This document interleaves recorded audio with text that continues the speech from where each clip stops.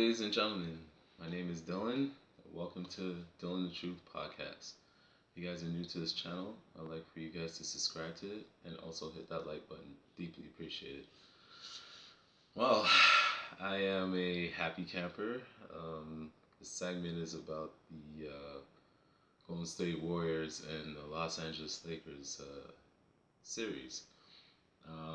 The Lakers just defeated the Golden State Warriors um, in a blowout. It was 127 to 97. Um, Definitely was an annihilation. I expected the Lakers to win this game. I didn't expect them to blow them out like by this large margin, but I knew they would win by double digits. Um, I could go over just the statistics a little bit.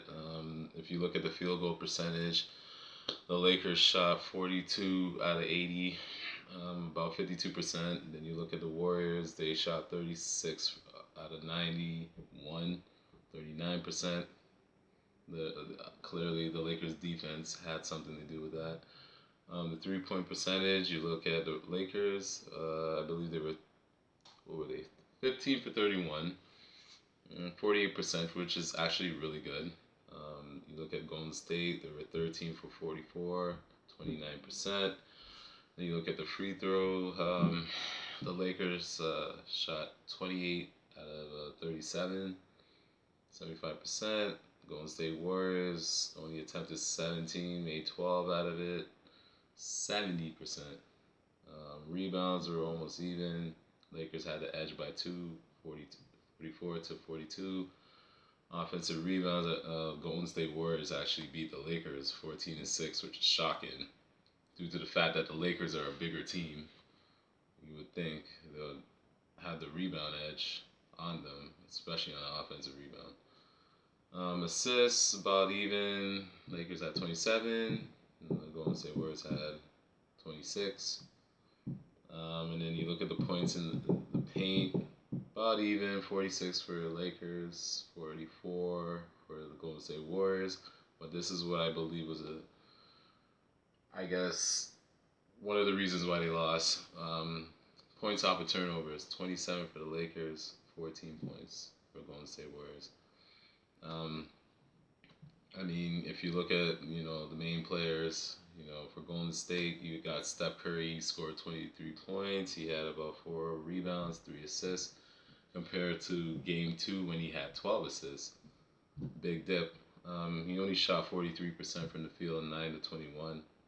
I mean, the Lakers defense really had something to do with that. They forced him to, make plays. The Lakers came into this game compared to Game 2 where they were doubling him. So that's how he, had a lot of assists. So they made a concerted effort to just guard him one-on-one.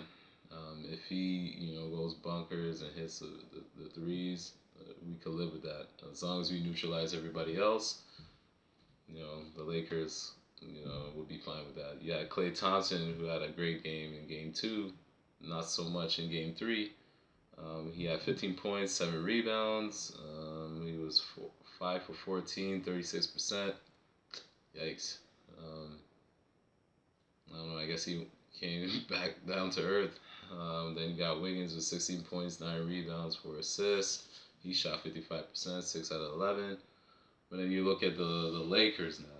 It was more of a balanced attack. If you look at Anthony Davis, obviously he had a great game because he usually plays great in the odd number games, like Game 1s and Game 3s and Game 5s.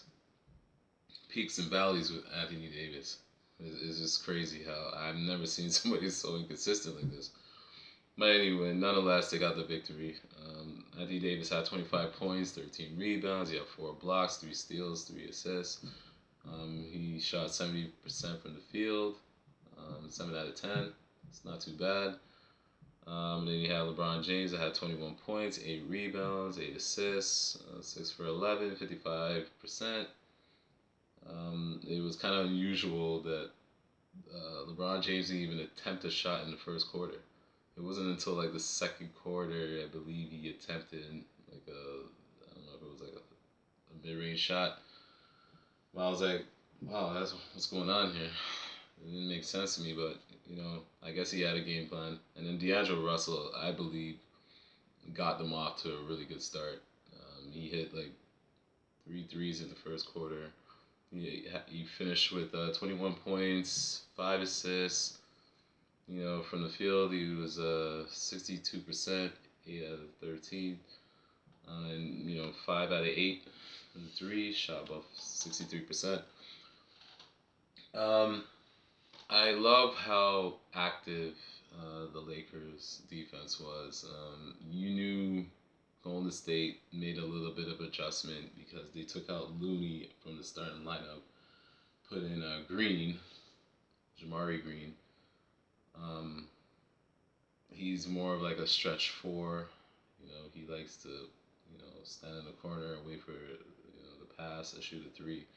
So by Golden State doing that, that forces Anthony Davis to get out of the paint, which means he would have to guard more in the perimeter, which would free the lane for a lot of cutters, like maybe Klay Thompson or Jordan Poole or maybe even Draymond Green. So it gives them sort of an advantage. But then the Lakers made an adjustment where they didn't want to double team anymore. They just wanted to defend everybody one on one.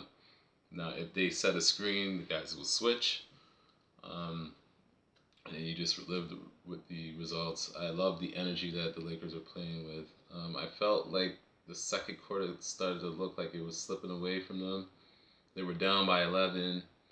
I was like, then they started missing a lot of shots. They were going through a drought. Then they ended the second quarter with 30-8 run. I mean, I think that what did it for them. I believe that what really won the game for them. Um, the Golden State Warrior fans, they're going to complain about one thing, and I know what it's going to be about. They're going to complain about the free throw disparity. The Lakers attempted 37 free throw attempt compared to Golden State 17. Now, you have to put this in proper context, right? You have one team in the Lakers that was attacking the basket, and they were being aggressive. The teams that's aggressive and attacking the basket are going to get those calls, as opposed to a team that offense is predicated on the perimeter. All these guys are jacking up threes. So what's the chances of them getting a lot of the calls when they're just shooting a lot of threes? You could see these attempts. They attempted about 44 3-point attempts. What do you expect? Like, anybody with basketball sense would know this. Like, if you are aggressive and you're attacking the basket, you're going to get the calls. But for whatever reason, these Golden State Warriors fans are so delusional. They feel like, the ref is on the Lakers side and this and that. No. And if you look at the statistics, the Warriors foul a lot. They're one of the worst. Like, I believe they're number one or maybe number two in fouls. Like, they foul a lot. So it's not a surprise that the Lakers are at the line.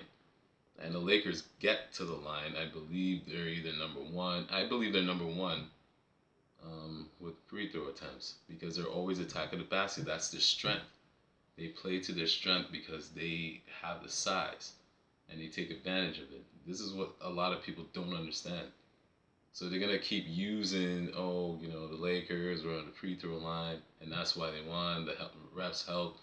But if anybody was actually watching the game and understood what was going on or understand basketball, then there's no way you could actually say something like that. It's just, it's not rocket science. Anybody can see that. If one team is just standing around just shooting threes, they're not gonna get calls, as opposed to a team that's always attacking the basket. And 9 times out of 10 they're gonna get those calls because they're an aggressive team. Aggressive teams are always gonna get those calls. It's just that simple. So that the Warriors are gonna come up with an excuse. Now, do I believe the Warriors are finished? I won't count them out as yet. Um, Obviously it's a must win for them, and you could also say it's a must win for the Lakers as well. If the Lakers could win this game four, they will have a stranglehold on the series. They'll go up 3-1. Whereas opposed to Golden State Warriors now, if they win game four, then they will get back the home court advantage. So game five will be very pivotal to determine who will win that series. Then it will go to statistics saying the winner of game five wins like 80 some percent of the series. So the Lakers have a great opportunity to put a stranglehold on this series, and I believe they can. Something about them when they play in LA, it's like they're a different team. So, but like I said, I'm not gonna rule out the Warriors just yet. They're gonna come out breathing fire in Game Four after this embarrassing loss. So the Lakers are gonna have their hands full. It's gonna be a battle Game Four for sure. It's not gonna be a blowout. It might be like a two possession game. Whoever wins the game. That's what I believe it will come down to. So that would be it. Um, but yeah, I'm happy. Me being a Lakers fan, I'm ecstatic. So I'm always loving it when they're winning. Um, but this is gonna be a hell of a game on Monday for sure. I can't wait. Hopefully the Lakers could go up 3-1 after Monday. All they got to do is basically close them out in Golden State, which I would love for them to do. But most likely, I see Lakers closing it out in Game 6, and that's what I predicted. The series is going to end at in Game 6. I believe the Lakers will win it. So I'm going to leave it at that. I would like to thank everybody who tuned into my video. Till next time. Peace.